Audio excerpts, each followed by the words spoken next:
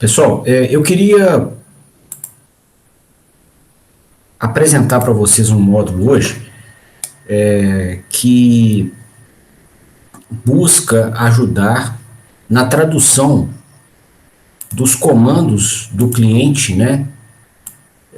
Da demanda do cliente, da aplicação do processo do cliente para a mecatrônica. Tá? Então, por vezes, um cliente vai sinalizar para você uma necessidade, né?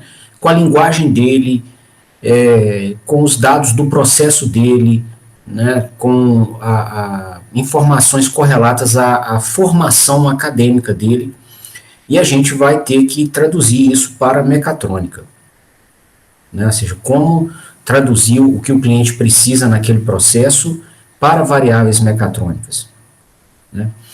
E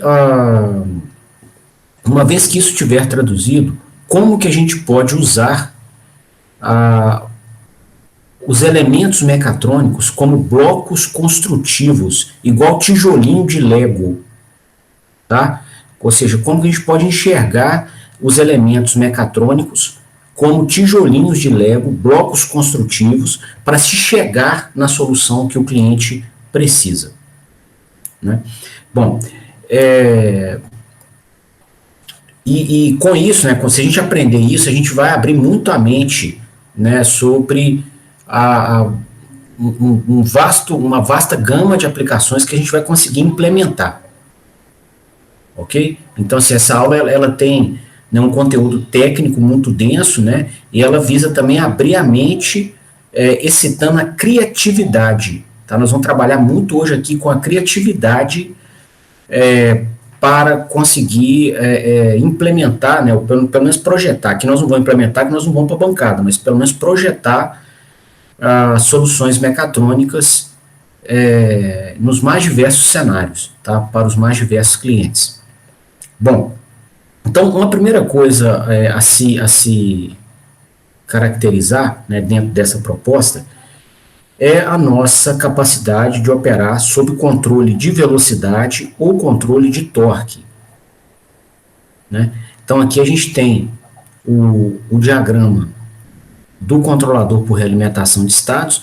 Muitas vezes no inversor de frequência, ele vem só com uma malha de velocidade, né? Tudo que a gente falou vale do mesmo jeito, tá?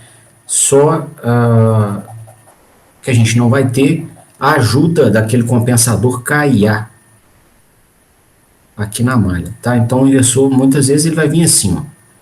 Ele vai receber uma referência de velocidade mecânica, né? Vai realimentar a medição de velocidade, né? E aí ele vai tratar esse sinal com o regulador PI, né? Então, proporcional de velocidade, que é o nosso BA, e integrar velocidade é a mesma coisa que ter um comando proporcional de posição, que é o nosso KA. Então, a integral do erro de velocidade vezes KA é a mesma coisa que o KA vezes o erro de posição, tá? Tudo que nós estudamos vale do mesmo jeito, só a apresentação da malha que vem um pouquinho diferente. Bom, e aí, com essa estrutura operando, né, a filosofia de trabalho do conjunto ou do controle vai ser o seguinte, ó, aplique o torque eletromagnético que precisar para manter a velocidade no nível que o cliente quer. É assim que essa malha vai trabalhar, tá? Então, se o cliente, por exemplo, quiser uma velocidade constante e a carga estiver variando, ele faz o torque eletromagnético variar na frequência e na amplitude da carga, do jeito que a carga variar, para garantir que a velocidade mecânica fique do jeitinho que o cliente está querendo, ok? Bom, esse modo de operação, pessoal, ele é escolhido no inversor de frequência por parametrização. Então, né, no projeto de parametrização, você fala com ele se você quer operar em regulação de velocidade, né, ou em regulação de torque. Então, você também pode passar para o inversor diretamente uma referência de torque eletromagnético. Então, vai ter uma chavinha de software aonde você pode escolher se você quer operar em modo de regulação de velocidade E aí, o comando de torque eletromagnético, a entrada, que é a entrada do regulador de torque eletromagnético, ele vai vir da saída do compensador por realimentação de estados. Como também você pode falar ao inversor, né, que você quer operar em modo de controle de torque. Então, essa chavinha é mudada para essa posição aqui, se você quiser operar em modo de controle de torque. E a referência que você passa ao inversor, ela passa a ser uma referência de torque eletromagnético. Tá? Então,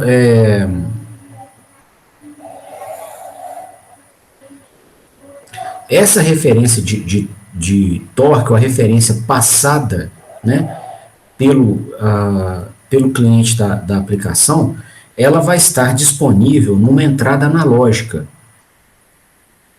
Então, vai ter uma régua de entradas analógicas, né, que é uma régua de Bornes, né, onde você vai poder passar um sinal de referência. Então, o inversor vai ter uma interface com o mundo aqui, né, que é essa régua, né? Vai ter um parafuso aqui onde você vai conectar um cabo externo com o comando de referência que você quer. Tá? Vou chamar de R. Beleza? E aí, no inversor, você vai parametrizar essa chavinha aqui, tá? Para escolher o modo de regulação do inversor. Então, essa chavinha, ela opera com essa função. Escolha do modo de regulação.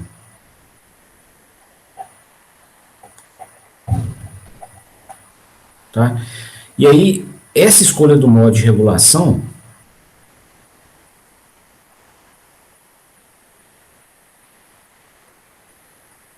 é feita, né, através, ela é limitada a duas opções. Ou você pede a chavinha para ficar aqui para cima, e você opera em modo de controle de torque, ou você pede ela para ficar aqui embaixo, e você então configura o sistema para operar em controle de velocidade mecânica. Tá? Então, se você pedir controle de velocidade,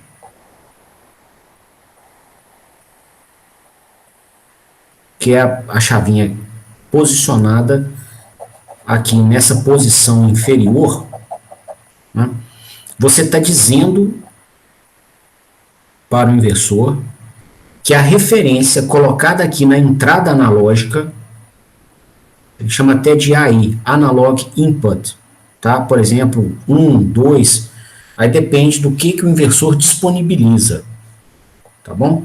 Então, você informaria ao inversor, né, quando você pede para operar com controle de velocidade, você está dizendo para ele que essa referência, esse sinal analógico que vem do mundo externo, é um sinal de referência de velocidade.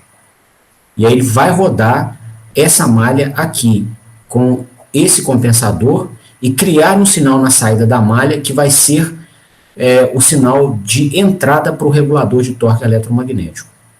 Tá? Se por outro lado, você pede o sistema para operar em modo de controle de torque, significa essa chavinha aqui virada para cima,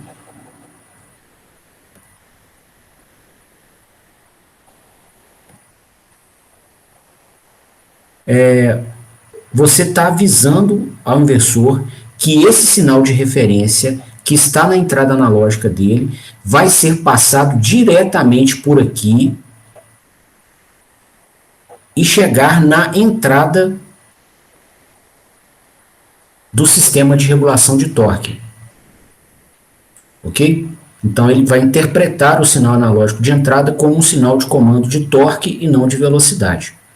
Bom, e isso a gente escolhe, né, esse modo de operação de acordo com o processo do cliente. que a gente quer fazer com o inversor, tá?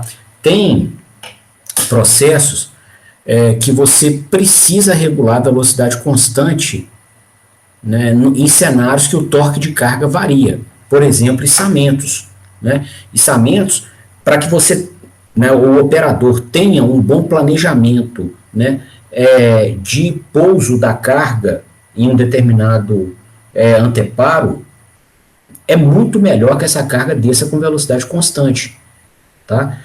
Então, esse processo sugere um bom atendimento com a operação em controle de velocidade, tá? Que aí o operador vai planejar muito melhor, né? Se a velocidade está constante, ele planeja muito melhor quando ele começa a frenar até estacionar a carga num anteparo qualquer, né? Agora, tem outros processos, por exemplo, veículos, veículos dos mais diversos, tá? Motos, carros, patinetes, hoovers, né? Geralmente o cliente ele quer escolher a velocidade mecânica no cérebro dele. Então ele escolhe a velocidade e interpreta, né, se ele vai ter uma colisão com algum obstáculo ou não, se ele tem que frenar por conta de uma esquina, se ele precisa acelerar para pegar um sinal aberto, né? Então ele promove a regulação de velocidade mecânica na mente dele, e aí ele prefere passar para o sistema mecatrônico de tração do veículo, ele prefere passar um comando de torque, né, que é o que a gente tem no nosso carro, por exemplo, um acelerador, né, no carro ou na moto, tá? Então, um cliente desse pode usar do mesmo inversor, da mesma solução mecatrônica que a gente tem aqui, porém, ele fica mais bem atendido se ele recebe, se ele passa para o sistema mecatrônico um comando de torque, né? E aí, qual que seria a filosofia de operação, né, do sistema nesses dois cenários? No modo de regulação de velocidade, tá, quando você pede controle de velocidade mecânica, ele vai garantir a velocidade no patamar que você está pedindo, independente do torque. O torque pode variar à vontade, ele não se preocupa com isso. No modo de controle de torque, inverte. Ele mantém o torque no patamar que você quiser, independente da velocidade mecânica. Tá? Então, você troca os papéis. Ok? Sistemas de cooperação homem-robô também são mais atendidos, são mais bem atendidos se o sistema operar com regulação de torque. Por quê? Imagina, nós até vamos fazer hoje, né, um projeto aqui elementar dele, se algum robô está te ajudando a içar carga ou transladar carga, né, você não quer que o robô escolha a velocidade de translação para você. Você quer escolher a velocidade que aquilo vai transladar, né? O que você quer do robô? Que ele multiplique a sua força. Então, olha para você ver, a descrição do que você quer do robô já está sugerindo que um cliente para essa aplicação fica mais bem atendido com o sistema operando por controle de torque. Né? Por quê? Ele vai botar o torque que precisar para multiplicar a força do ser humano, independente da velocidade mecânica. Ou seja, o ser humano pode escolher a velocidade mecânica que ele quiser, né? Que o sistema mecatrônico não vai tentar regular aquilo para ele, né? Ou limitar a velocidade que ele pode operar. Né? Então, quando você não quer que um elemento qualquer limite a velocidade, né, o que o sistema mecatrônico que está ali na sua planta, no seu processo, você não quer que ele limite a velocidade do sistema, você opera em controle de torque.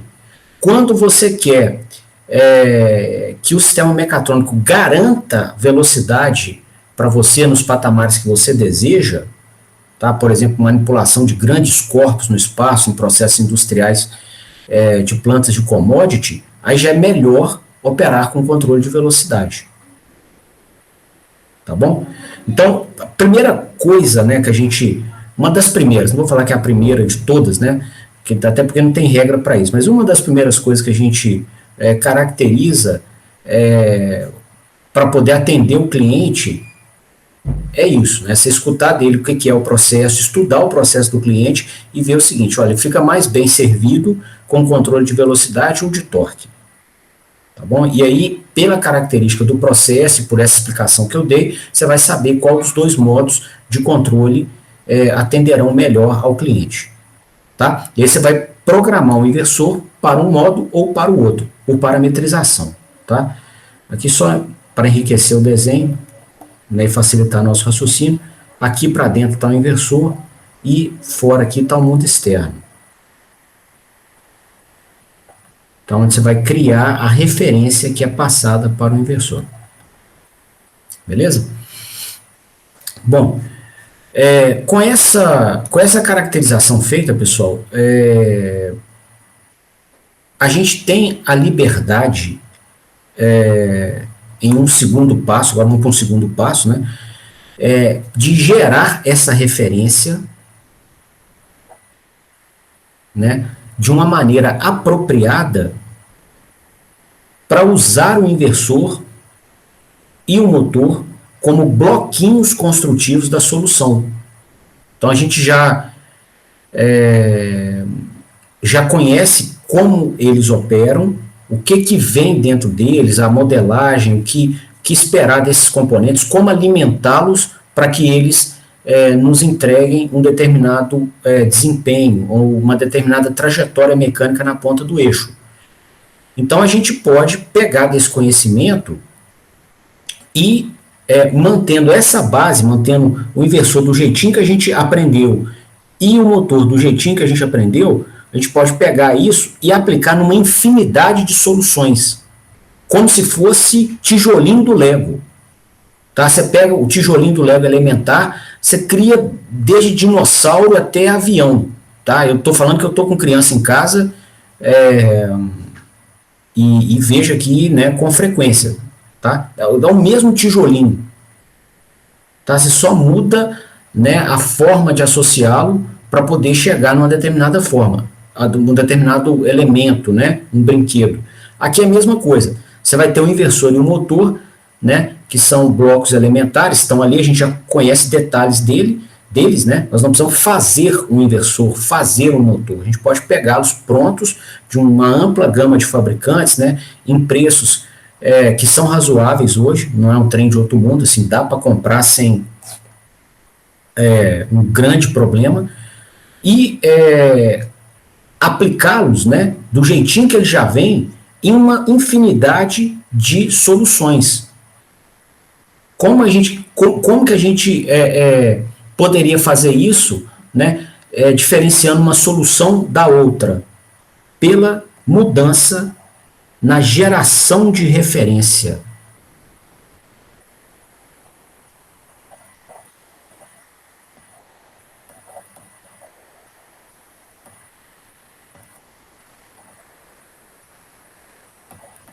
Tá? E essa geração de referência, pessoal, ela pode ser feita com um circuito eletrônico, tão simples quanto um potenciômetro. Tá? Você poderia chegar aqui, ó, e, por exemplo, implementar um comando de aceleração para um veículo, por exemplo, uma moto, com um potenciômetro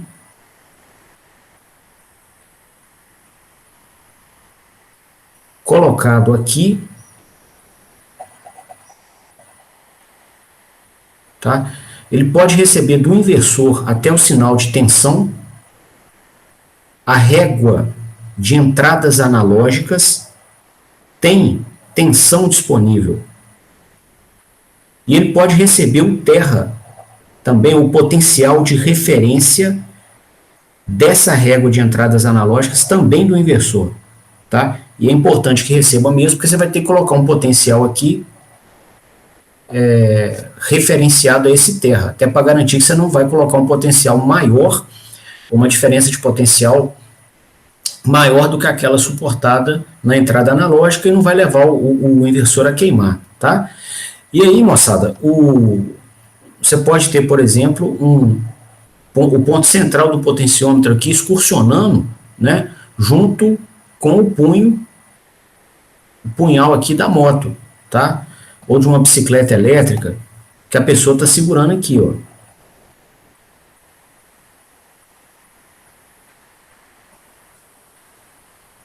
Tá? Então ela virou a mão, né, excursionou o potenciômetro, você cria aqui uma referência de torque. Aí você avisa o inversor que é para operar aqui, né, em modo, para essa chavinha aqui tá nessa posição, para ele operar em modo de regulação de torque, e o motorista dessa moto ou dessa bicicleta vai criar os comandos, né, ali na manete do punho, né, que fica ali na... O pessoal falava punho, né, não sei o nome dela correto, tá?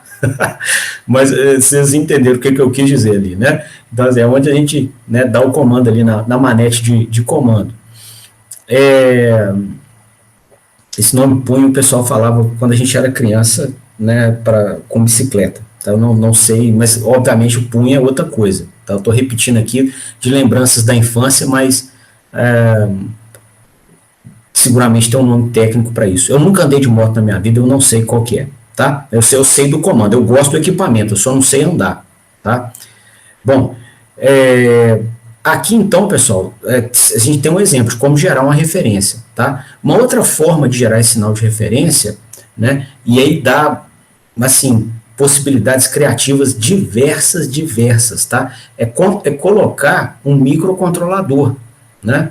Então, você chegar aqui, ó, colocar um Arduino, um STM, né? Um Raspberry. O Raspberry é microprocessador, tá? Então, ele eu não recomendaria, tá? Você colocar aqui um Arduino, um PIC, um STM, um microcontrolador qualquer, que gerasse essa referência. E a gente conectaria esse comando de referência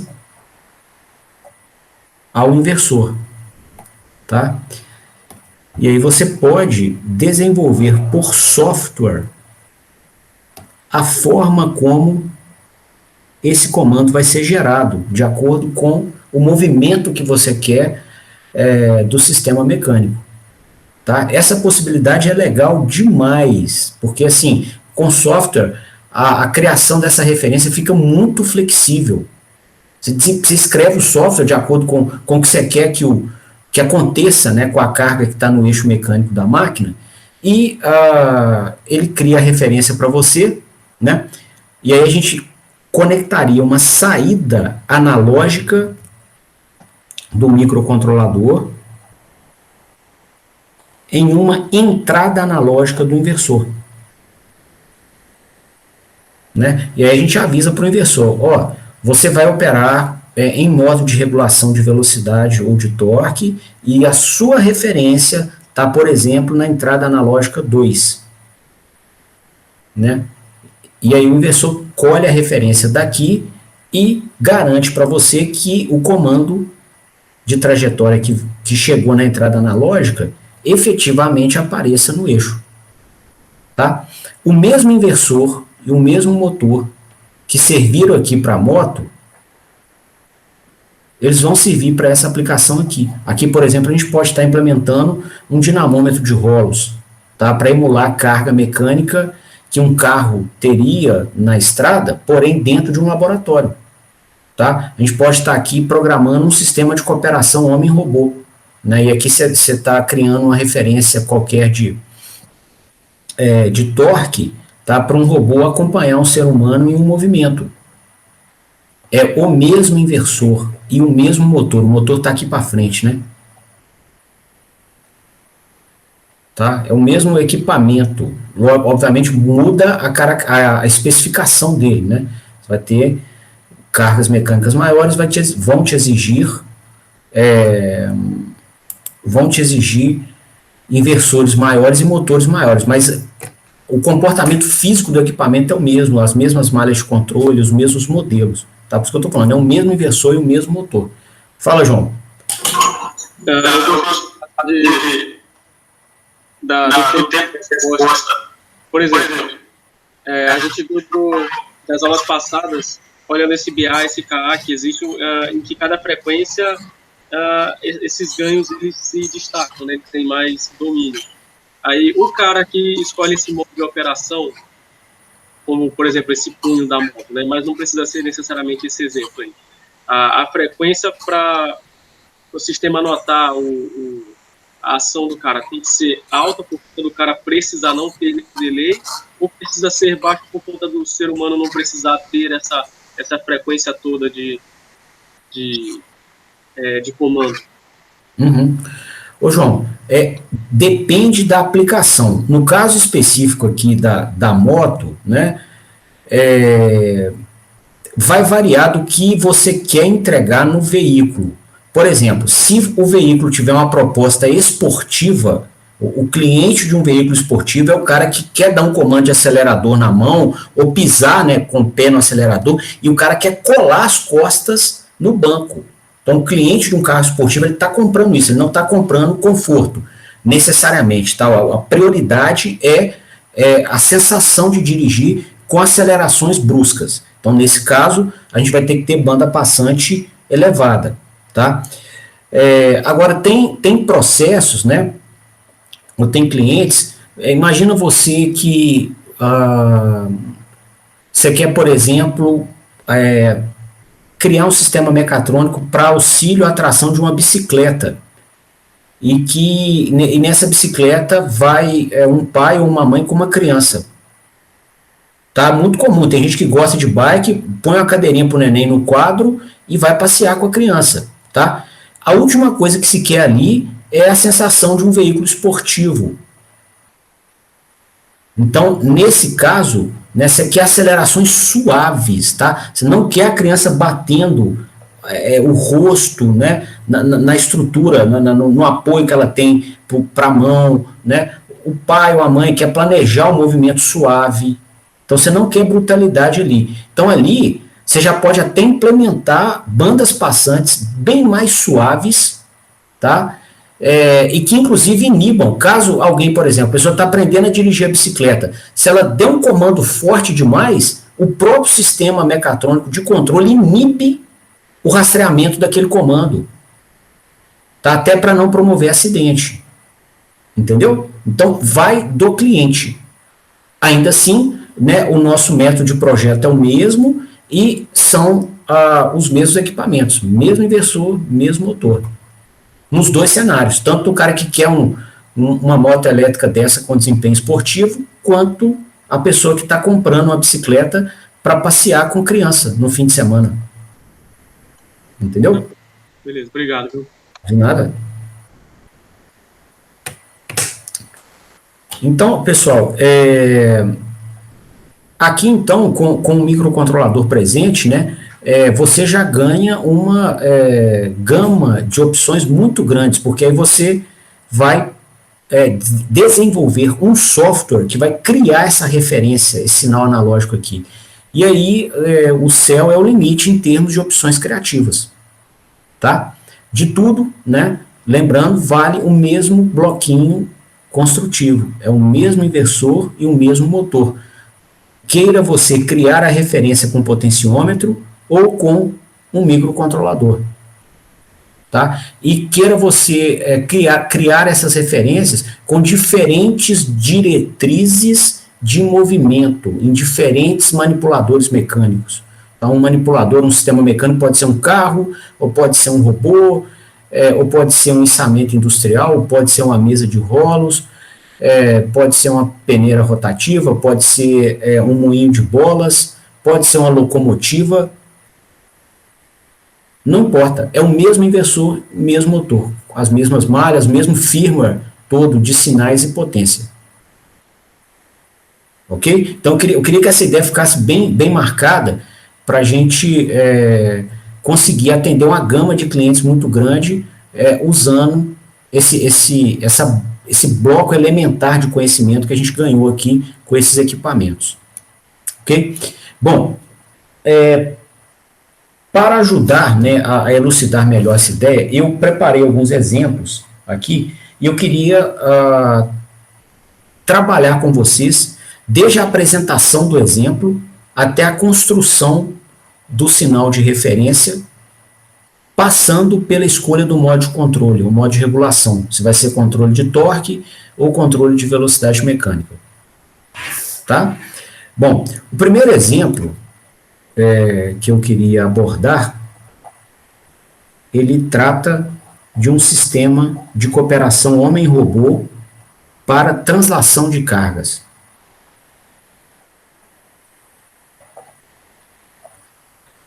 O sistema de cooperação homem-robô, eles se valem das melhores habilidades que cada uma das partes pode oferecer. Então, o homem, o ser humano, ele é muito bom para calcular trajetórias no espaço. O nosso cálculo de posicionamento 3D é muito bom. Você quer pegar alguma coisa com sua mão, você avança nos 3 eixos, né? X, Y, Z, vai lá e pega com controle e traz, né? O próprio comer exercita muito isso, né? Então, o ser humano é muito bom para cálculo de trajetórias. Já o robô é muito bom para fazer força,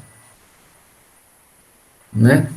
Para exercitar, para atuar, produzindo força em alta escala, escalas maiores do que aquelas que a gente consegue reproduzir no braço humano. Então, a gente vai unir aqui a capacidade de geração de trajetória do ser humano com a capacidade de produção de força do robô, tá? Nesse cenário aqui, eu queria trabalhar até com o sistema que eu desenvolvi no meu doutorado, que é um sistema de cooperação homem-robô para auxílio à translação de cargas. Então, você tem um carrinho, o robô ele é implementado com um veículo, tá? Vocês sabem, né, robôs nem sempre são humanoides, você não precisa ter um formato humanoide para caracterizar um robô. E esse robô ele vai nos ajudar a transladar cargas de até 500 quilos, por exemplo, igual eu fiz lá no meu doutorado. Você pode colocar aqui 10 sacos de cimento, que se você quiser, que ele vai multiplicar a sua força enquanto você translada essa carga. Tá? E ele vai operar como se fosse um cachorro adestrado, né? Que vai andar do seu lado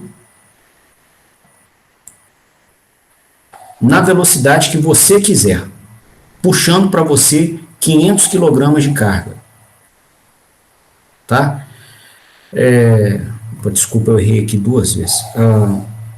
Então, ele vai fazer isso, né, na velocidade que você quiser. Se você quiser correr com ele, ele vai correr do seu lado, puxando os 500 quilos. Você parou, ele vai parar junto com você.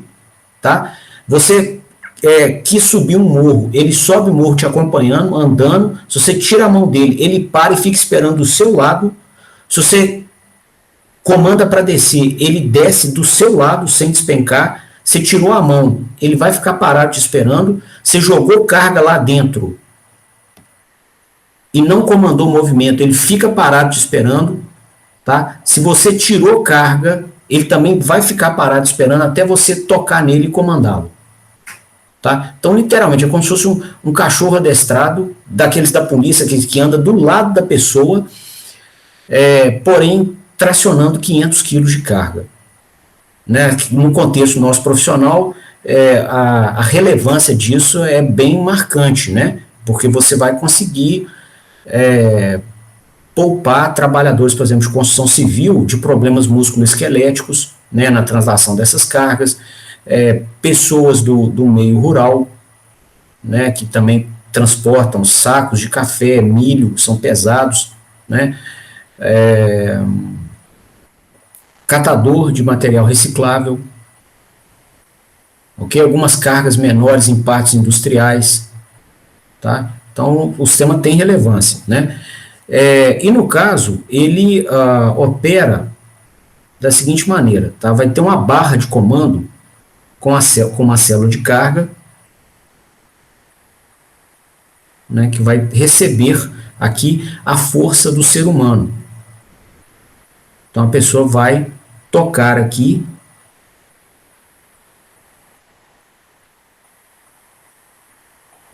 e impor uma força ao veículo. Então o veículo vai receber uma força do ser humano, chamar de FH, força do ser humano aqui.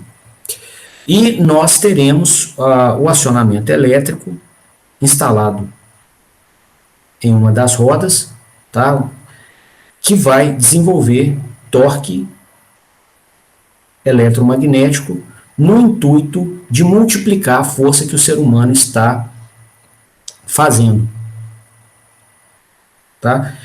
De tal forma que o ser humano perceba um corpo agradável de tocar. Né? E o ser agradável é algo que também é mapeado na literatura. Né?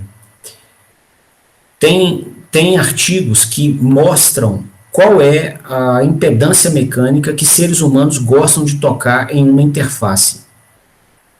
Tá? Em um deles, que eu li, se mencionava, né, se fez uma pesquisa com várias pessoas, mudando as características da impedância mecânica de cargas que as pessoas tocavam. Né? Então, a impedância mecânica é dada, né, a gente sabe da dinâmica da mecânica, que qualquer corpo ele pode ser modelado por um massa-mola amortecedor equivalente. Tá? Então, os pesquisadores mapearam conjuntos de massa, amortecedor e mola que são agradáveis ao toque, que as pessoas manifestaram que era agradável ao toque. Tá? Então, um conjunto desse, né, mencionava uma massa de 8 kg com o coeficiente viscoso de 50 Newton por metro por segundo e uma constante elástica aqui em torno de 100 Newton por metro. Tá? Bom, só essa aqui que eu não estou lembrando de cabeça, eu acho que é em torno disso aqui, mas não atrapalha o restante da explicação. Tá?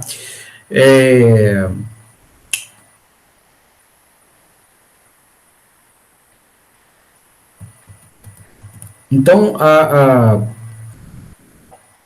gente vai procurar, inclusive, transmitir à pessoa que toca o corpo, tá, no movimento de translação, a sensação de estar em interface mecânica com um corpo que é agradável de tocar.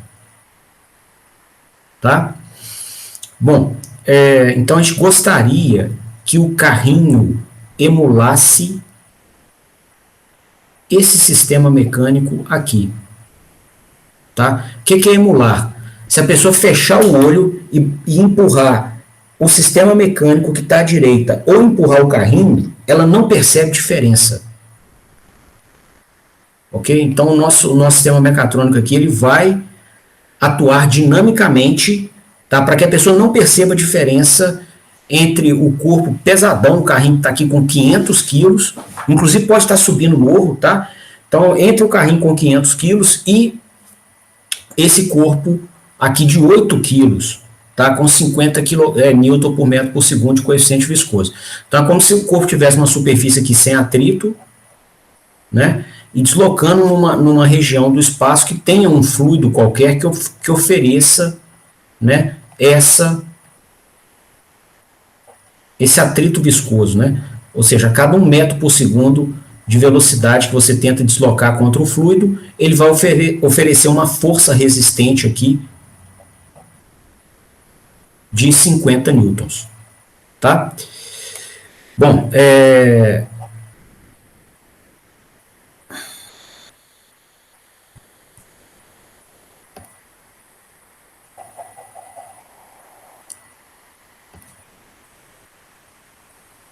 aqui força do sistema viscoso, que vai ser B vezes a velocidade mecânica, tá? Então aqui ele vai se deslocar, né, com a dada velocidade. Aqui por exemplo, a velocidade medida positiva com essa referência, e a gente vai ter uma força humana aqui. Ok? Bom, se a gente quiser que o carrinho emule esse corpo, tá? Um elemento vai ter que ser subtraído aqui, que é a mola. Tá? A mola ela tem que ter uma extremidade aqui presa num corpo qualquer e, né, já que a gente quer deslocar um carrinho desse à vontade, se a gente emular um efeito de mola aqui, quando esse corpo deslocar aqui para frente, tá, deslocou 1 metro, você já vai começar a perceber 100 newton de força para voltar ele para o lugar. Então, na hora que você deslocar 2 metros, vai estar tão pesado que você não consegue ir mais. E na hora que você soltar, ele ainda retorna para a posição de repouso. Tá? Então, nesse contexto aqui, não dá para emular uma mola, porque você quer o corpo deslocando à vontade, o carrinho deslocando à vontade. Tá bom? E aí, pessoal, como então, né, implementar um sistema mecatrônico que garanta as funcionalidades que eu comentei aqui, tá? Então vamos começar, né, a traduzir todas essas informações nas nossas variáveis mecatrônicas, né, e ver como usar os nossos blocos construtivos, que é o inversor e o motor, para poder atender a aplicação. Bom, inicialmente, né, a gente mencionou que quem vai escolher as trajetórias de movimento é o ser humano, né? Então a pessoa vai escolher a velocidade que ela quer. Às vezes, né, se for um catador de resíduos recicláveis, o cara está numa rua, ele quer, por exemplo, que o veículo se desloque numa velocidade maior para evitar um atropelamento. Tá? Em outros momentos ele quer uma velocidade mais baixinha, ele está cansado, já andou o dia inteiro, o cara quer ir devagar. Né? Então, essa trajetória mecânica, essa velocidade aqui, ela vai ser escolhida pela pessoa. Então, a gente não pode operar o sistema mecatrônico em regulação de velocidade. Por quê? Se o sistema mecatrônico aqui, o inversor, receber um comando de velocidade, ele não vai deixar o ser humano que está tocando o carrinho impor a velocidade que ele quer. Né? O ser humano, inclusive o ser humano aqui para o sistema mecatrônico, ele é mais um elemento de carga, é mais um elemento externo atuando sobre o eixo. Ok? Então, você não pode... aliás, aqui, só uma consideração aqui. Você não pode criar uma velocidade, um comando de velocidade que seja, por exemplo, imposto aqui, ó, pela medição, o que nasce a partir da medição da célula de carga. Tá? Eu quero refinar essa explicação, que ela não ficou boa. Tá? Então, você não pode, por exemplo, pegar essa compressão da célula de carga e criar um comando de velocidade. Né? Você quer que o corpo, que o carrinho, emule a trajetória mecânica desse sistema agradável de se tocar. Né? Então, o que a gente vai fazer? A gente vai medir a força humana na célula de carga, tem essa medição aqui, a gente colocou instrumentação para nos ajudar nesse aspecto, e pode colocar toda vez, tá? Às vezes o pessoal fica, né, brigando com a planta por conta de um sensor de R$50, sabe? Se dá para colocar, enfim, coloca, medição só ajuda, tá? Então a gente vai ver o seguinte, ó, se essa força que o ser humano impôs aqui no carrinho, né, fosse imposta ao sistema que é agradável ao toque, como que esse sistema se deslocaria? Quando a gente souber como esse sistema se deslocaria, a gente vai fazer o carrinho se deslocar da mesma forma. Tá? Então, para fazer o carrinho se deslocar da mesma forma, significa que ele vai se deslocar com a mesma velocidade que o sistema agradável se deslocaria. Agora, para conseguir essa mesma velocidade de translação, eu tenho que impor uma determinada velocidade angular de rotação.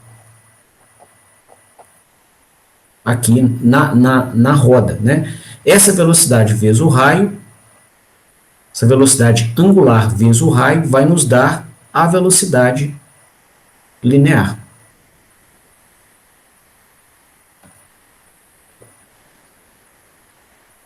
Tá? Então, a gente pode compor essa solução operando o nosso bloquinho construtivo com controle de velocidade. Só que nós vamos gerar essa referência de velocidade para que o nosso veículo de carga se desloque igualzinho a massa de referência se deslocaria. Tá? Então, como que seria essa geração de referências, né? Então, a gente vai ver o seguinte, ó, olhando aqui para o corpo que a gente quer emular, né? Qual que é a velocidade que ele vai se deslocar em uma dada força humana? Né? Então, isso é respondido com a teoria de dinâmica na mecânica, usando a segunda lei de Newton. Né? Então, a somatória de forças no corpo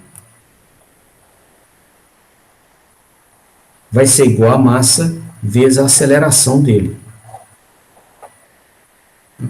Quais são as forças externas que atuam nesse corpo aqui?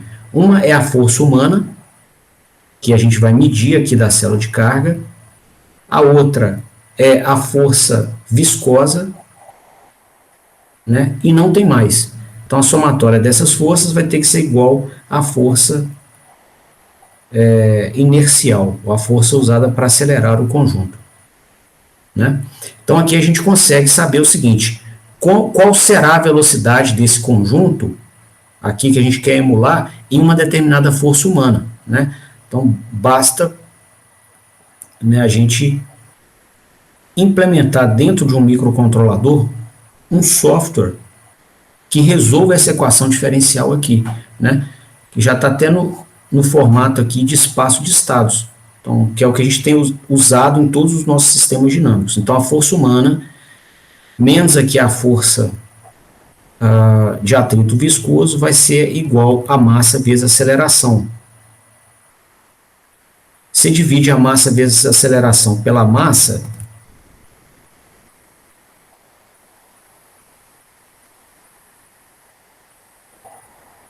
você vai ter a aceleração angular.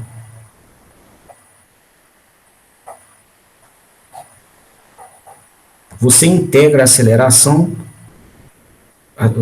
aceleração angular não, aceleração linear nesse caso, né? Aí você integra a aceleração linear e você tem a velocidade do corpo. Essa aqui, ó. Então, se o ser humano colocasse a força que ele está aplicando agora no carrinho, que é essa aqui, sob esse corpo que a gente quer emular, a velocidade que o corpo se deslocaria está mostrada aqui.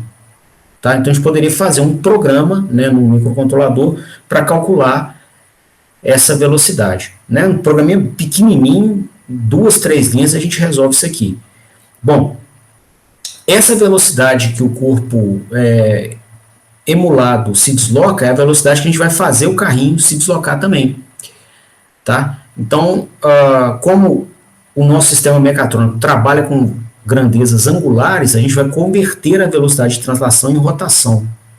Então, a gente vai pegar aquela velocidade que o carrinho se desloca, dividir pelo raio da roda,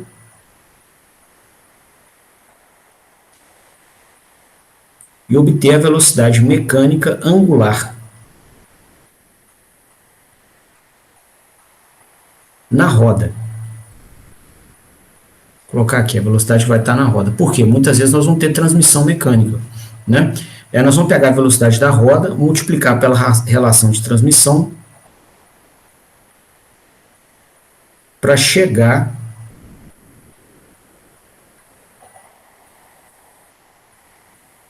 na velocidade angular do motor. A velocidade desejada, né? Ou seja, se fosse para o nosso carrinho se deslocar igualzinho o corpo emulado, quando ele recebesse a mesma força do corpo emulado, né? Para acontecer isso, o motor vai ter que ter essa velocidade de referência. Beleza, então, nós vamos calcular isso aqui no microcontrolador e vamos pegar esse sinal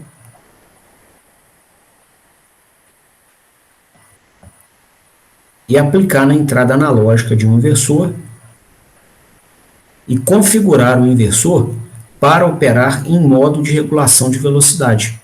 Vai chegar aqui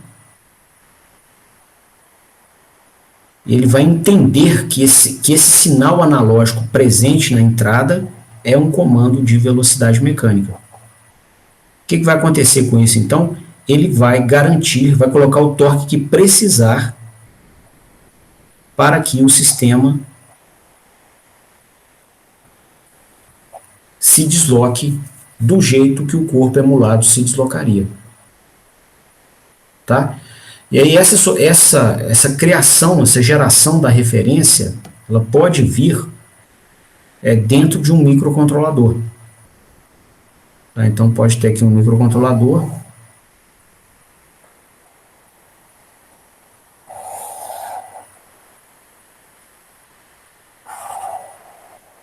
Que embarque isso aqui tudo, recebendo na sua entrada a força que o ser humano está fazendo, numa entrada analógica dele também.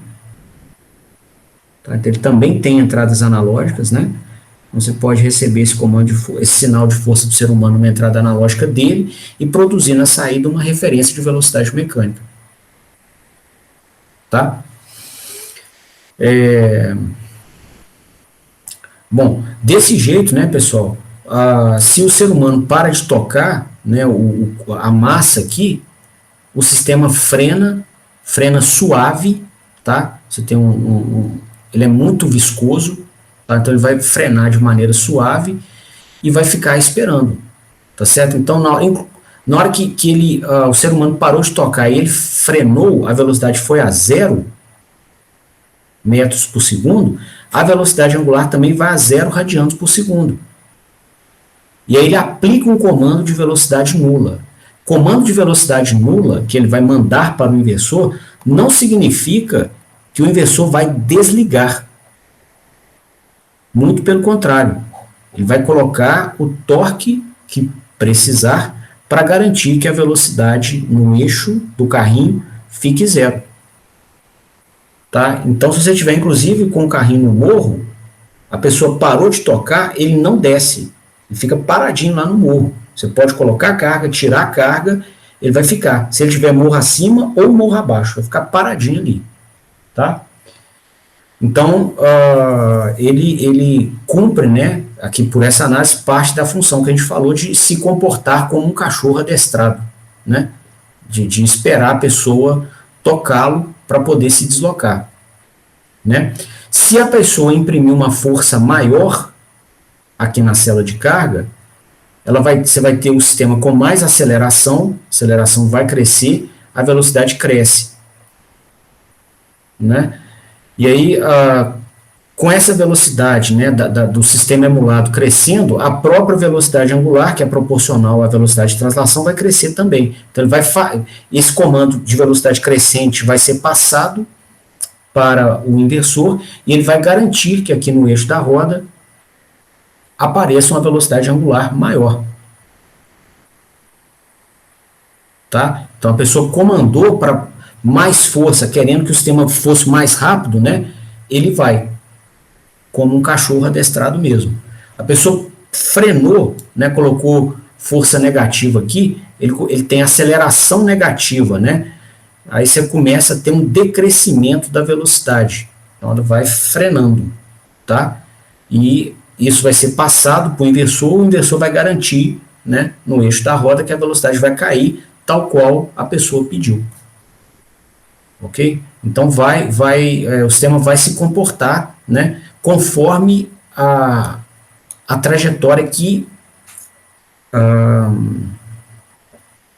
o usuário está pedindo. Ok? Então ele vai cumprir esse papel, né, e multiplicando a força da pessoa em muitas vezes. Tá? Então, seres humanos, né, eles vão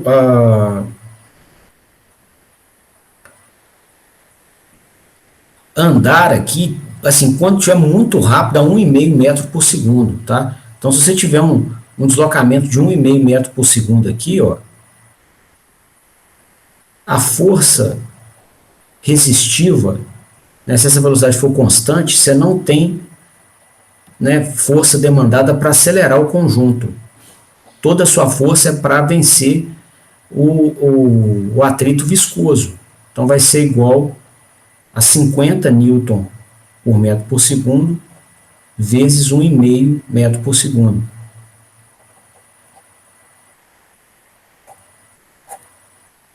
(75 newtons de força. Tá? É a força que você faria para içar um pacotinho de 7,5 kg, por exemplo. Tá? E você está trasladando um carro aqui que está com 500 quilos embarcado. Ok? Então, vai multiplicar a sua força em muitas vezes. Né? Obviamente, aqui tem rolamentos. Né? Você não compara os 700 contra os 7,5 quilos contra os 500. Tá? Mas, mesmo assim, né, mesmo com os rolamentos presentes aqui no veículo, você vai precisar de uma força bem maior do que a 7,5 kgf para fazer isso aqui se deslocar, especialmente morro acima. Ok? Então ele cumpre bem o papel. Né? Usamos aqui nosso bloco construtivo, que é o inversor, né? Identificamos o modo de controle que precisava, é só gerar a referência de maneira adequada. Tá? Bom, um segundo exemplo, dentro da mesma ótica, tá?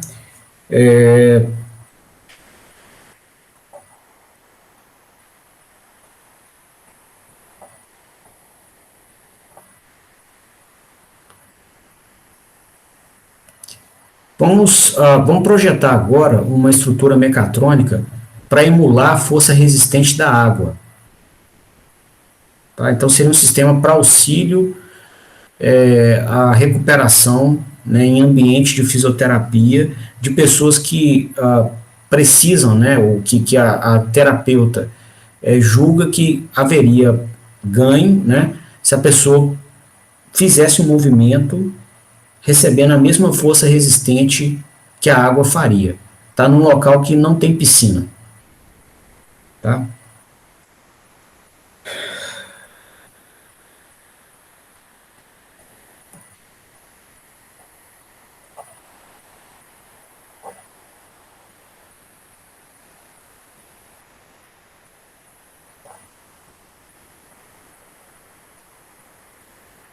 Operação, acho que seria melhor tratamento, né? Ou para fisioterapia.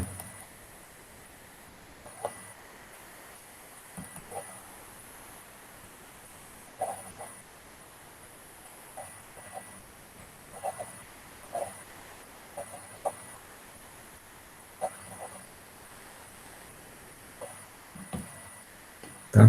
Então, digamos que uma pessoa está precisando fazer um esforço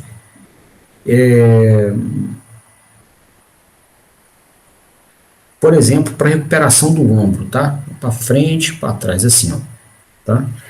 Aqui eu vou desenhar a pessoa e o sistema de lado, né? A pessoa está segurando aqui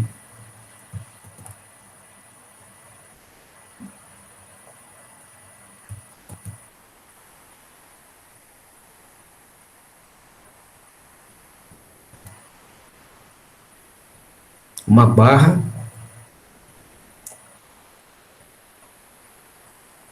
tá? Tá o punho dela, e existe um cabo de aço aqui que vai dessa barra até aqui esse ponto de contato com uma polia, né? E ela vai fazer um esforço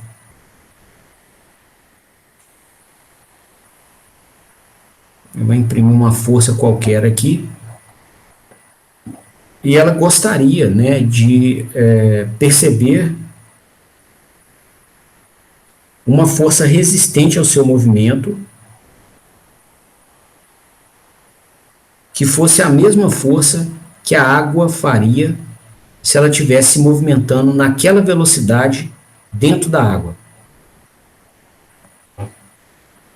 Tá? Então, como montar um conjunto mecatrônico para operar segundo essa funcionalidade? Né?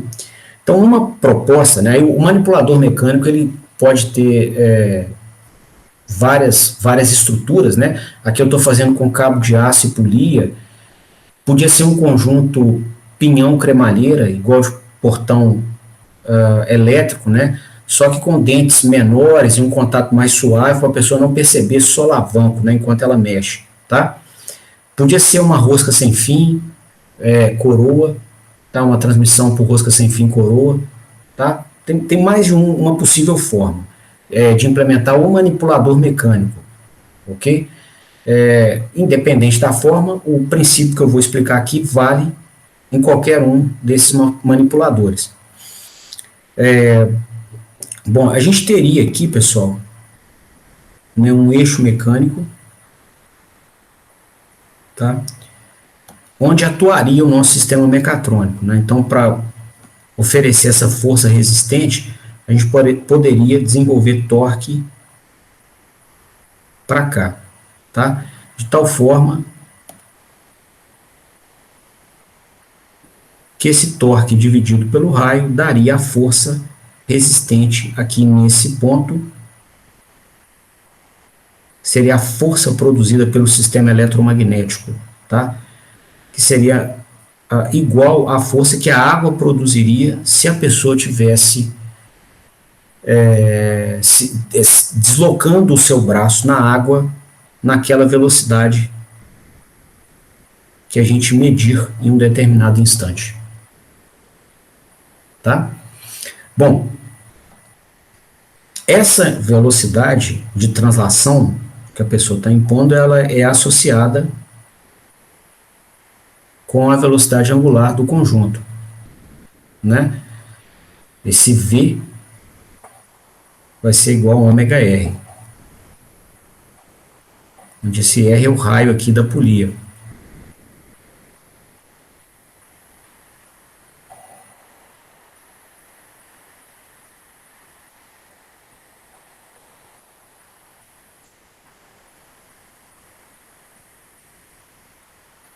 Ok?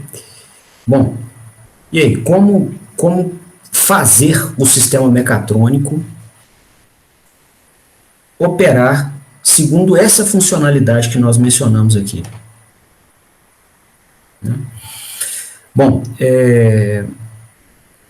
um primeiro ponto de destaque, né, é o seguinte: a pessoa ela vai desenvolver a velocidade que ela quiser. Tá? Então, tem gente que vai conseguir fazer mais rápido, tem gente que vai querer fazer mais lento, até pela condição, ou pelo cansaço, ou pela própria opção que a pessoa faça no dia. Tá? Então, esse é um sistema, esse é um cliente que fica mais bem atendido com um sistema que opere por regulação de torque. Tá? Então, o nosso conjunto mecatrônico vai impor uma força que emule a água, tá? E deixar a pessoa escolher a velocidade. Tá bom? Então, quando a carga ao sistema mecatrônico, então nesse caso o ser humano é um agente externo ao sistema mecatrônico, então ele opera como a carga que a gente menciona aqui nas aulas, né? Então, em cenários, né, onde o sistema mecatrônico escolhe o torque e a carga escolhe a velocidade, a gente opera em modo de controle de torque. Tá? Então, o sistema mecatrônico vai impor o torque necessário e a velocidade que der, deu. Ele não se preocupa com isso. Tá? Como é o caso aqui. E aí, pessoal,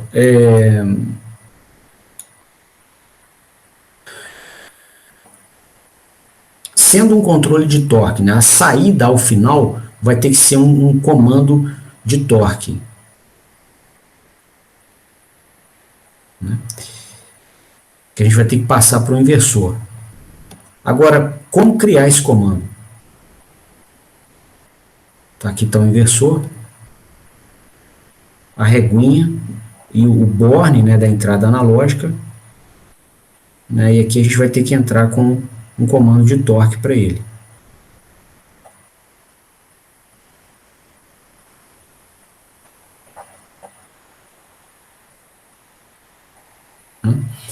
Bom, se a gente quer, né, que a força que o cabo de aço receba nesse ponto seja igual à força que a água faria, e essa força está relacionada ao torque, a gente consegue fazer um encadeamento de equações para descobrir, né, o torque necessário. Tá? Então, a força que o sistema eletromagnético faz nesse ponto tem que ser igual à força que a água faria se a pessoa estivesse empurrando a água, e essa força eletromagnética vai ser igual ao torque eletromagnético dividido pelo raio da polia. Tá? Bom, a força que a água faria, né, a água ela se comporta como um sistema viscoso, né, e ela vai ser igual ao coeficiente de atrito viscoso que ela possui, vezes a velocidade de translação com a qual você tenta se mover dentro da água. Essa velocidade de translação é a velocidade que o ser humano está impondo aqui, ó, na barra e no cabo de aço. Vai acabar aparecendo aqui, ó. Né? E essa velocidade de translação, ela é, com a estrutura mostrada, ela é facilmente calculada com uma medição da velocidade angular. V é igual a ômega R. Então, se a gente pegar a medição de velocidade angular do sistema mecatrônico, né, que é fácil de conseguir, né, se você tiver oportunidade, você pode colocar um encoder no eixo de rotação.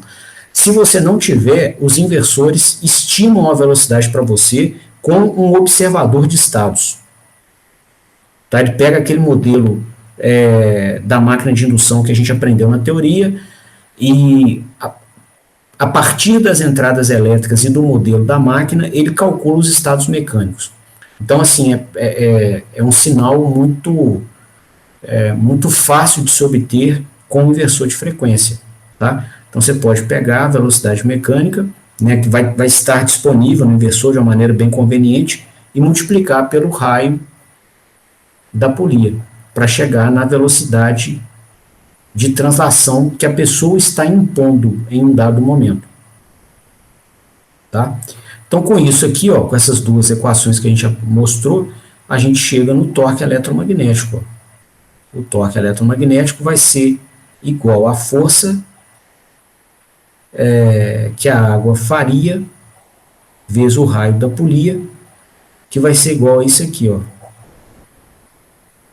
Coeficiente de atrito viscoso, vezes a velocidade angular que o sistema estiver operando no momento, vezes o raio de novo. Tá? Uma vez o raio aparece aqui, que vai estar aqui na força, e a outra vez aqui. Ó. Tá? Então, com isso, a gente tem como criar, né, o comando de torque aqui. Ó. Basta que a gente receba a velocidade angular, multiplique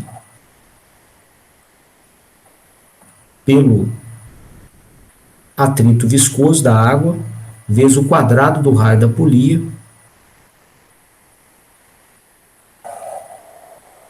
que a gente vai ter o torque necessário para que esse conjunto exerça sobre a mão da pessoa a mesma força que a água exerceria.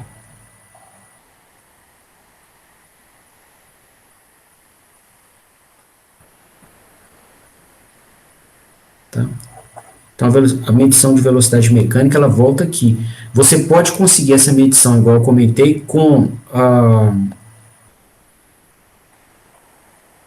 um encoder, ou mesmo programando o inversor para disponibilizar essa velocidade em uma saída analógica, analog output. Tá? Então, você pode... Isso é parametrizável no inversor, você vira e fala com ele assim, ó, eu quero que você coloque na saída analógica 1 a medição de velocidade mecânica. Você programa isso no inversor por parâmetros, ele vai colocar o sinal, você pode pegar esse sinal aqui, ó, né, e salvo algum condicionamento que precise ser feito, né, com o sistema eletrônico, potencialmente amplificadores operacionais, você usa o sinal aqui na entrada do sistema de geração de referências.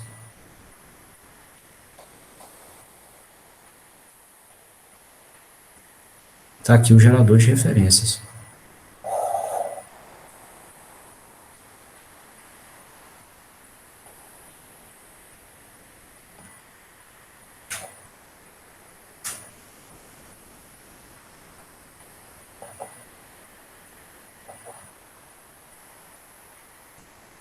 Ok? Bom, e aí o inversor vai garantir para você, né, que esse comando de torque aparece no eixo usando do material que a gente mostrou ontem. Vai dividir, né, o torque por uma constante vezes a corrente de estator em eixo D. Vai criar um comando de corrente de estator em eixo Q.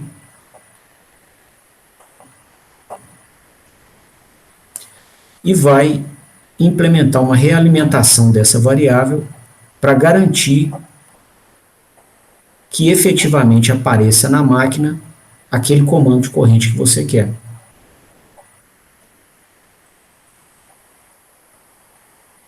Tá? E aqui é o PI da malha, né? E o resto a gente já sabe aqui para dentro. Ok?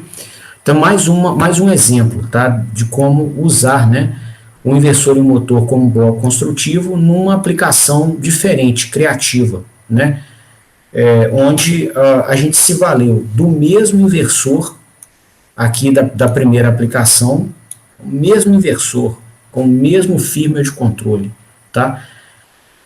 A gente só mudou o quê? A forma de criar a referência, tá? Para particularizar o sistema ao processo que o cliente precisa. Né? Bom, vamos ver mais um exemplo. Tá? Então, eu queria montar com vocês agora aqui um sistema de supino ativo para academia.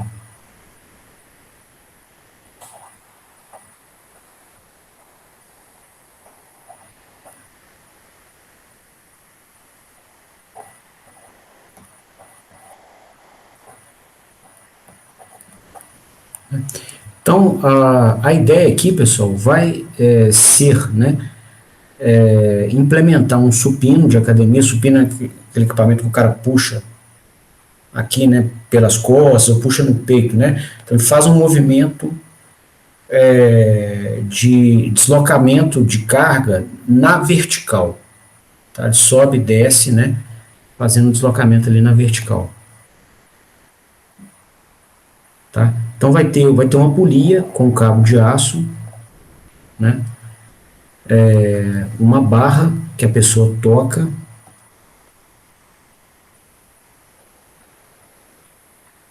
né? E a pessoa vai fazer uma força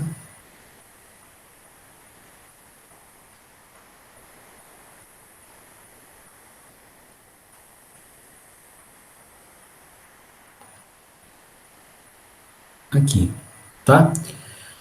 No supino tradicional, né, você coloca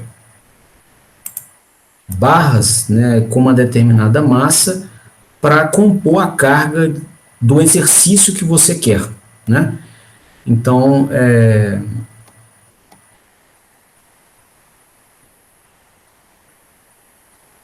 você vai empilhando aqui, né, barras para compor a carga. No caso, a gente queria, né, substituir esse sistema aqui, né, por um sistema mecatrônico onde a pessoa digitasse a massa de referência que ela quer para o exercício, né, ou se a academia tivesse toda integrada, o professor podia até mandar por uma rede, né, a massa de referência mediante a identificação do usuário que vai fazer o exercício, né? Você poderia sentar na cadeira, colocar, por exemplo, por impressão digital ou por reconhecimento facial, né, o sistema te conhecer e já mandar qual que é a massa de referência que você gostaria de emular com o seu sistema mecatrônico, né? Então, a maior parte do exercício nesse contexto é feito quando a pessoa desloca o conjunto para baixo, né? Então, a força do ser humano ela é feita aqui para baixo, né? E as massas, né, que são alocadas ali, elas fazem uma força para cima. Estamos chamando de força de carga aqui. Tá? Então, se a gente fosse colocar um sistema mecatrônico atuando nesse eixo aqui para promover força de carga nesse sentido, ele ia ter que desenvolver torque para cá. Então, o torque da máquina, que é o torque eletromagnético, seria desenvolvido para cá. Tá? Durante o movimento de descida, né, que é onde a pessoa gasta mais energia, a velocidade mecânica está para cá, ó.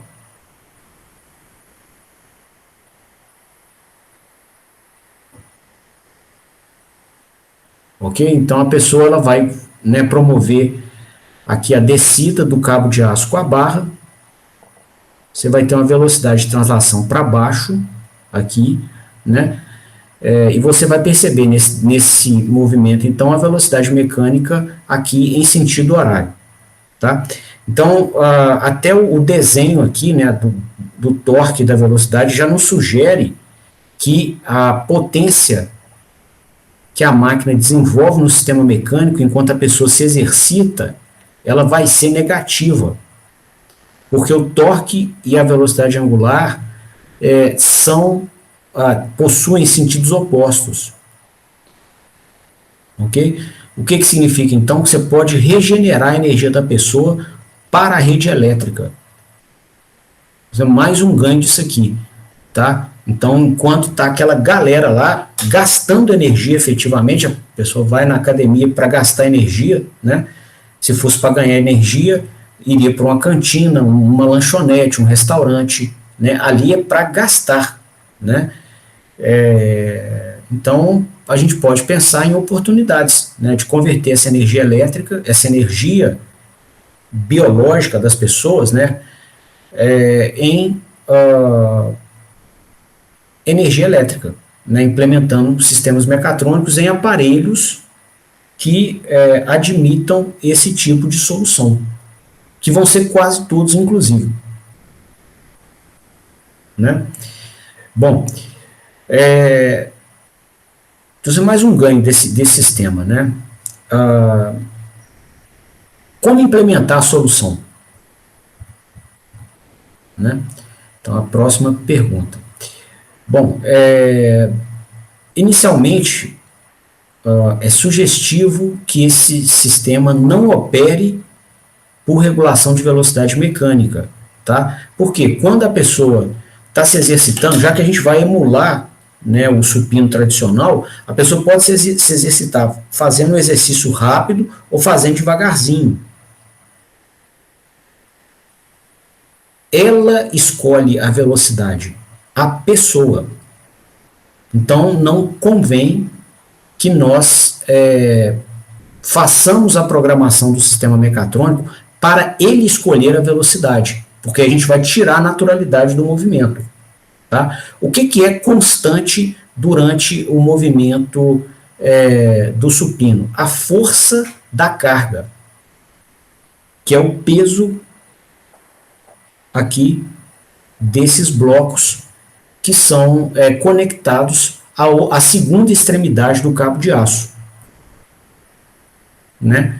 Ora, num sistema desse que eu preciso, né, emular uma força de carga aqui que é igual ao peso constante, né, e eu tenho uma polia, o que eu vou ter que fazer? Eu vou ter que colocar o próprio torque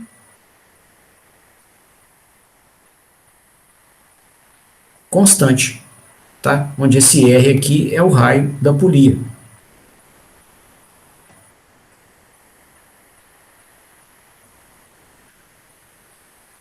beleza? Então, por um lado, eu não posso controlar a velocidade do sistema mecatrônico para não inibir a pessoa de colocar a velocidade que ela quiser. E o próprio equipamento impõe uma carga à pessoa que é constante. A velocidade não é constante, mas a carga imposta, a força de carga é constante.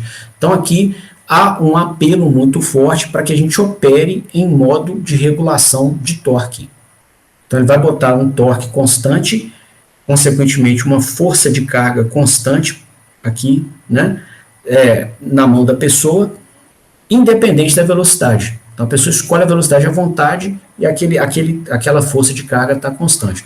Então seguramente é um sistema bem atendido, né, com regulação de torque. Ou seja, o sistema mecatrônico impõe torque constante e a velocidade que der, deu. Ele não se importa, ele deixa os agentes externos escolherem a velocidade. Beleza? Bom, então se vai ser um sistema que opera em modo de regulação de torque, a gente já pode imaginar, né, que a saída do gerador de referências vai ser um comando de torque que a gente vai aplicar na entrada do inversor.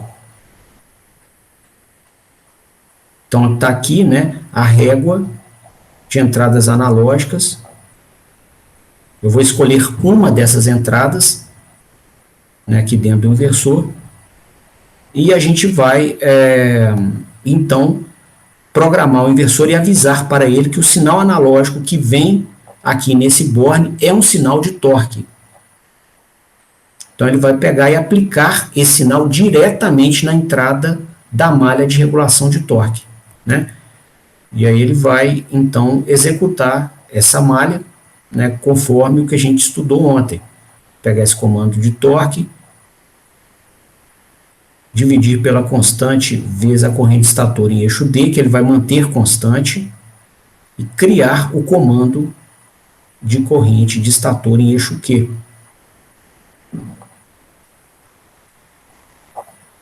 E aí ele vai colocar a tensão que precisar para que a corrente estator em eixo Q nas bobinas da máquina fique igual àquela comandada.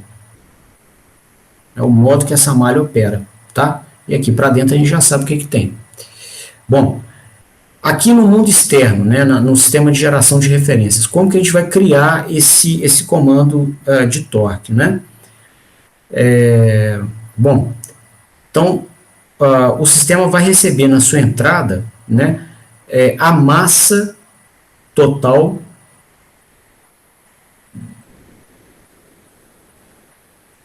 do exercício da pessoa, né? Com essa massa total multiplicada pela gravidade, a gente vai ter a força, peso, que aquela massa ofereceria para o exercício da pessoa, né? Que é a força resistente ao movimento que vai estar aqui no cabo de aço. A polia vai só inverter o sentido dessa força, tá? Bom, com essa força caracterizada, se a gente multiplicar ela pelo raio da polia, a gente tem como resultado o torque. O torque é uma grandeza de eixo, né? Então o torque deveria aparecer no eixo, vai ser obtido por aqui. Só uma errata, por favor, nas equações. Ó. A massa vezes a gravidade vai dar o peso, né? O peso vezes o raio. Para preservar a igualdade, eu esqueci de multiplicar pelo raio aqui do outro lado, agora eu estou multiplicando. Vai ter que ser igual ao torque eletromagnético de referência. Tá? Então, é tão simples quanto isso. A pessoa vai passar a massa, a pessoa ou algum sistema, né, vai passar a massa total que ela quer que seja emulada. A gente vai multiplicar isso pela gravidade vezes o raio da polia.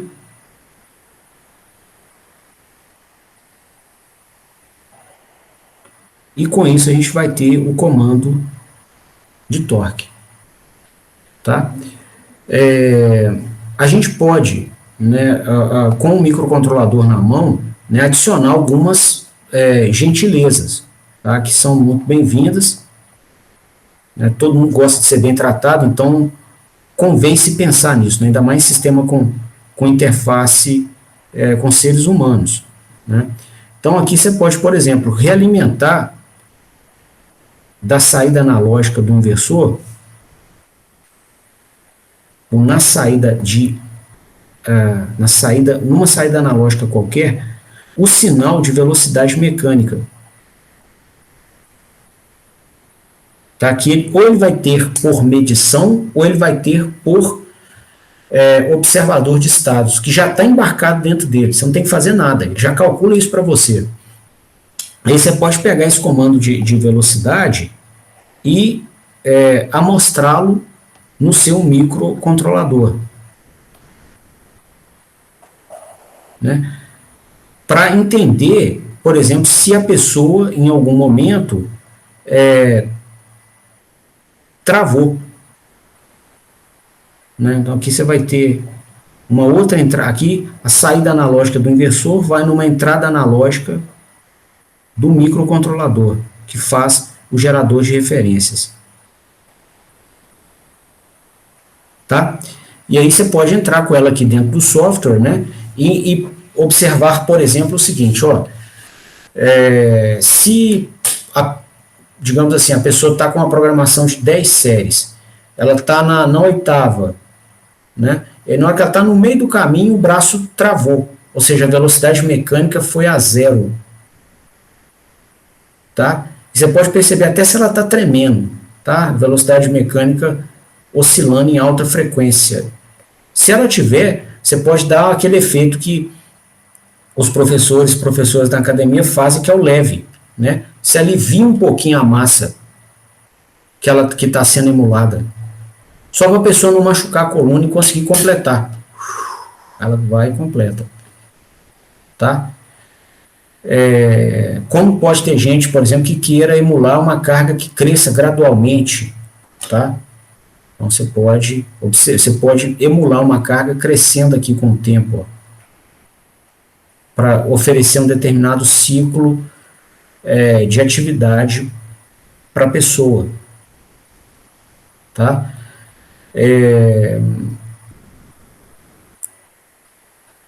E além, né, dessa operação automática, né, que por si já é bem bacana, a pessoa nem precisa montar peso, né? Eles falam montar peso, né? Você já chega, reconheceu você, o equipamento já está no jeito para emular a carga que você precisa. Além disso, tá, existe um apelo à eficiência energética aqui muito grande. Tá? Por quê?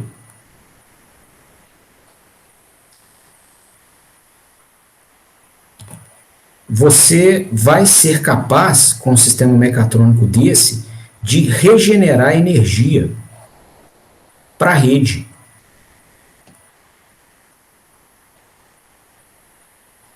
Tá?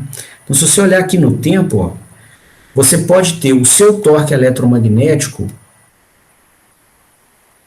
enquanto a pessoa, né, está descendo com a carga, né, está descendo, você pode ter o torque eletromagnético positivo.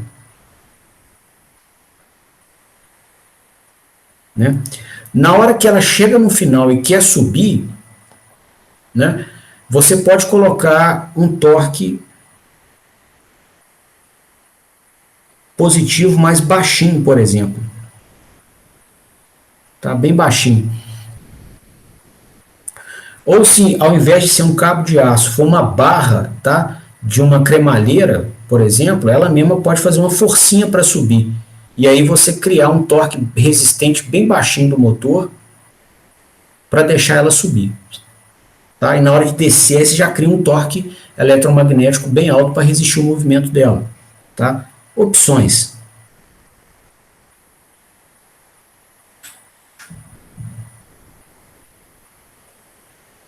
Tá? Então aqui, ó, com esse torque eletromagnético, né, desenvolvido no motor, na hora que a pessoa estiver forçando para baixo, né, o conjunto, você vai ter velocidade mecânica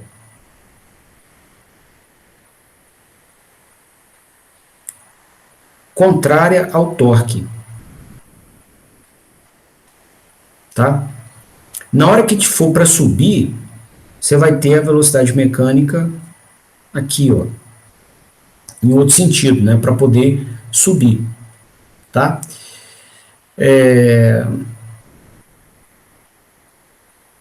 Bom, dessa forma, deixa eu só fazer uma errata aqui, que eu estou vendo um negócio que, olha só, aqui só nessa referência de velocidade, tá? Então, velocidade positiva para cá, tá bom?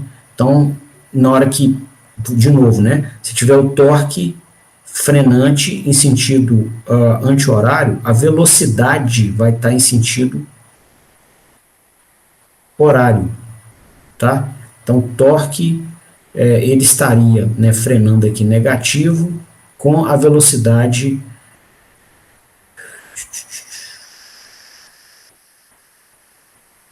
deixa eu ver isso aqui.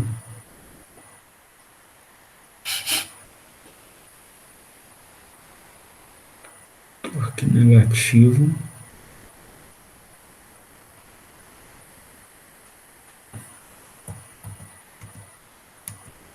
Com velocidade positiva. Estava certinho, do jeito que a gente fez no início do exemplo, né? Isso ia viabilizar a regeneração. O meu erro está aqui no gráfico. Ó. Torque negativo. Aqui, ó. Ele tá, torque positivo é sentido anti-horário. Como ele fez força para descer, o torque está negativo. Ele está contrário à referência. Tá, agora eu identifiquei aqui. Estava vendo o desenho e vendo o meu sinal, estava me incomodando. Ele não estava... o modelinho não estava batendo. Deixa eu só apagar ele aqui, vou fazer ele de novo. Esse torque que tem que ser negativo.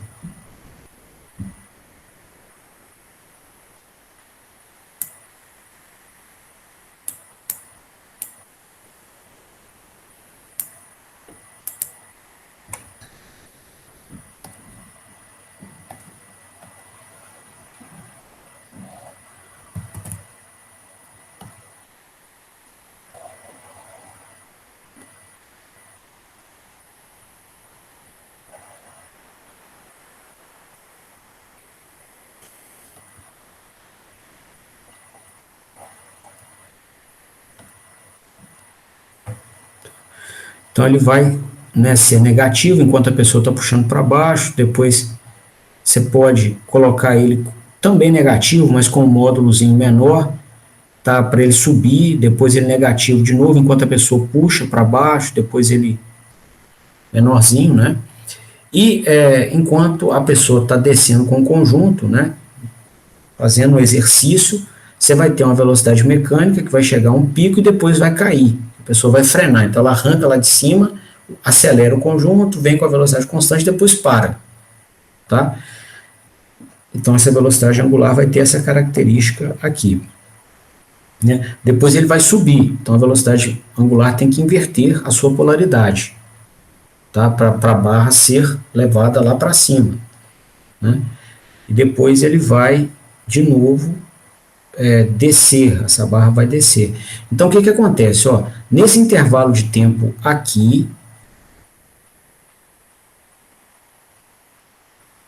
né, você tem o torque com sinal contrário ao da velocidade. Você está regenerando. Né? Nesse intervalo de tempo aqui, para subir a barra, né, você até pode ter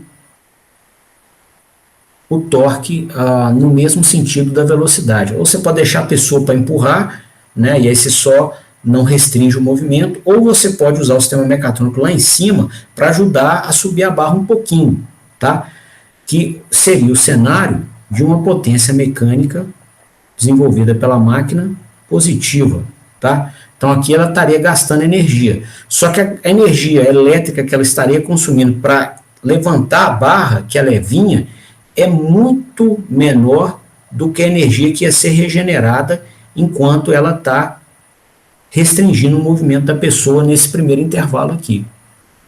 Tá? Então, o cômputo de energia vai ser positivo. Você vai gerar muito mais energia, né, do que você vai consumir.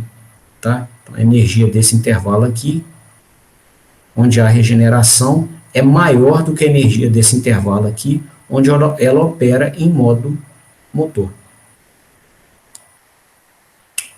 tá? E aí, pessoal, de novo, né, usamos o mesmo inversor e o mesmo motor para esse supino ativo, que foi usado aqui nesse sistema de fisioterapia para poder emular a água, que foi usado aqui, né, no sistema de cooperação homem-robô. Tá vendo? A historinha que eu estava falando, o mesmo bloco construtivo. Só está mudando aqui a forma de gerar referência. Nos 3 cenários. Tá? O equipamento é o mesmo. O equipamento mecatrônico é o mesmo. Né? E aí, para esse sistema de academia, né, extrapolando aí a vontade, a criatividade, as ideias, né, a gente fez para o supino. Tem por exemplo, que emula remo, que aí você puxa na vertical, na horizontal, desculpa. Também daria para fazer, né? Bicicleta elétrica, também. Esteira, também, tá? Equipamentos que você puxa a barra de baixo para cima, também daria para fazer, tá? E aí uma coleção de equipamentos, né, que seriam candidatos a receber uma solução desse tipo, né? Você imagina que tem academias aí com... Agora na pandemia está mais vazio, né? Mas tinha academias com dezenas de pessoas em horário de ponta. Você imagina o tanto de energia elétrica que dá para gerar com isso. Tá? Bom, eu vou continuar com esses exemplos, tá? Igual eu mencionei, para a gente ir aguçando essa habilidade de converter o processo do cliente em variáveis mecatrônicas, tá? Para a gente poder compor a solução. Eu vou parando por aqui hoje e eu vou abrir a palavra para vocês, né? Para perguntas, para considerações, eu estou à disposição. Nenhuma não, professor, nenhuma dúvida não. Professor, aqui também não. Nenhuma dúvida sobre o tema dos assuntos de hoje, não. Beleza. Professor, só uma pergunta. Amanhã a gente tem avaliação, né? Isso. Tá. 15 horas. Mesmo esquema de semana passada. Tá, beleza. Beleza? Beleza. Ô, moçada, então, na ausência de dúvidas, eu queria me despedir de vocês e agradecer a presença mais uma vez, tá? Desejar uma boa noite, um bom fim de semana. E aí, quarta-feira, amanhã tem a provinha, a gente não vai conversar, mas quarta-feira a gente se reencontra para dar sequência nesse assunto. Tá bom? Beleza, professor. Muito obrigado, viu, professor? Valeu, obrigado a vocês. Até mais. Bom final de semana pro senhor também e bom final de semana aí, pessoal. Professor, só uma pergunta aqui que eu vi essa semana atrasado, na segunda-feira. O senhor tá repondo não, você tá substituindo o Alexandre, não tá? Nas aulas de eletrônica de potência? Isso. Essa semana a gente recebeu o e-mail atrasado aí